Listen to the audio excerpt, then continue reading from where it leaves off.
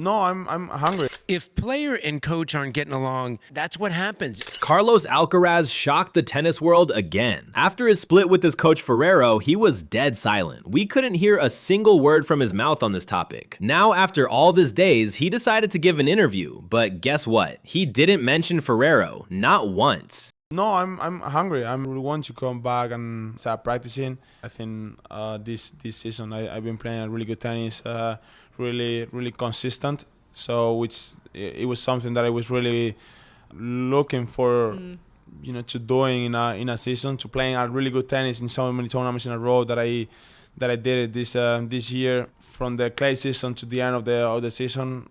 I think it's been the best season I have ever played. Instead of clarity, the tennis world was left with silence. No long interviews, no emotional explanations, no clear sense of finality. And that silence has turned this from a closed chapter into an open question that now hangs over the entire 2026 season. In the weeks following the split, Alcaraz has deliberately kept a low profile. Training footage is limited, media appearances are minimal, and there have been no public comments expanding on what went wrong or what comes next. That choice alone says a lot. This doesn't feel like a dramatic fallout. It feels controlled, cautious, almost unfinished. In tennis, when a partnership truly ends on bad terms, the separation is usually loud. This one hasn't been. If player and coach aren't getting along, that's what happens. Instantly, you go from coaching to literally, there's no settlement, there's nothing, you're done. That's how it goes in tennis. And maybe in this situation, it wasn't entirely Carlos's doing. For the first time since Alcaraz was a teenager, Juan Carlos Ferrero is no longer sitting in his player box. That absence matters more than tactics or drills. Ferrero wasn't just the architect of Alcaraz's game. He was the constant presence through pressure moments, injuries, and early superstardom. Losing that voice doesn't suddenly erase Alcaraz's talent, but it does change the emotional structure around him. And several former players have already pointed out that the first few months without that anchor could be mentally challenging, even for someone as gifted as Alcaraz. This season will quietly test whether Alcaraz has fully absorbed Ferrero's influence, or whether he still relied on it more than anyone realized. What's interesting is how the conversation around Alcaraz has already shifted. Before the split, the discussion was about dominance, rivalries, and how many Grand Slams he might win. Now, the focus has turned inward. Analysts aren't asking whether he can hit through opponents. They're asking how he will handle adversity without Ferrero's guidance. Whether or not it's the dad, it's someone in the entourage, it's the player himself. You hope more than anything, it's the player himself. If the player himself doesn't think it's working,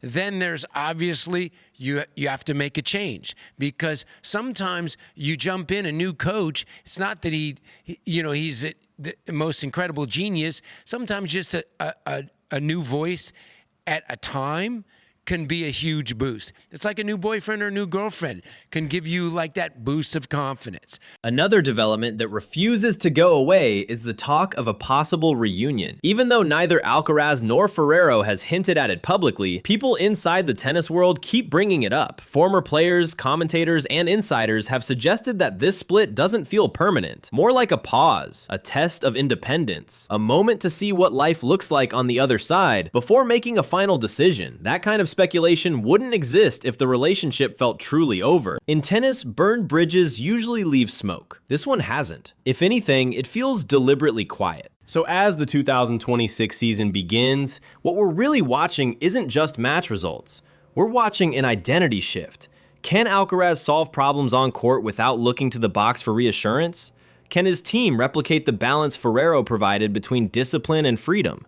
Can he maintain emotional stability when momentum turns against him? These aren't questions about skill. They're questions about maturity and independence. In time, he's going to look back and look at the success and go, that's obviously amazing. But there must be a part of him that after everything he's done in the last 10 years for Carlos, success always looks obvious in the rearview mirror, but it wasn't obvious. Most of these players are just hoping to be good players, not necessarily what he's already achieved. He would have gone above and beyond. He's got 3 kids, he's got a family, he sacrificed that time, and then he gets given 2 days, from what we're led to believe, to make a decision of what he probably feels is a surrogate son, and that's fucking painful.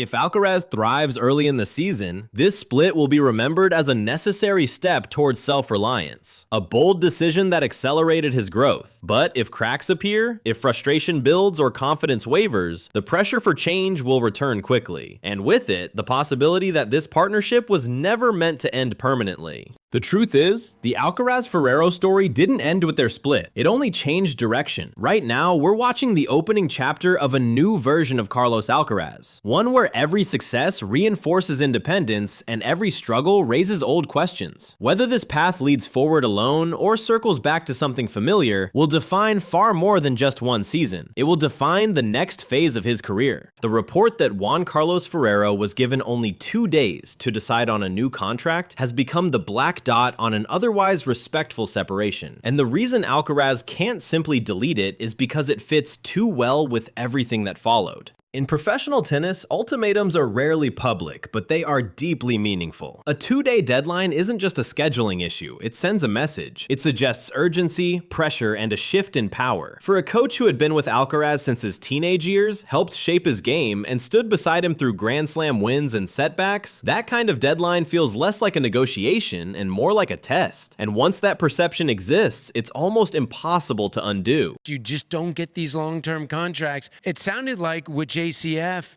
and Carlos, they did have a year contract because it was up at this point.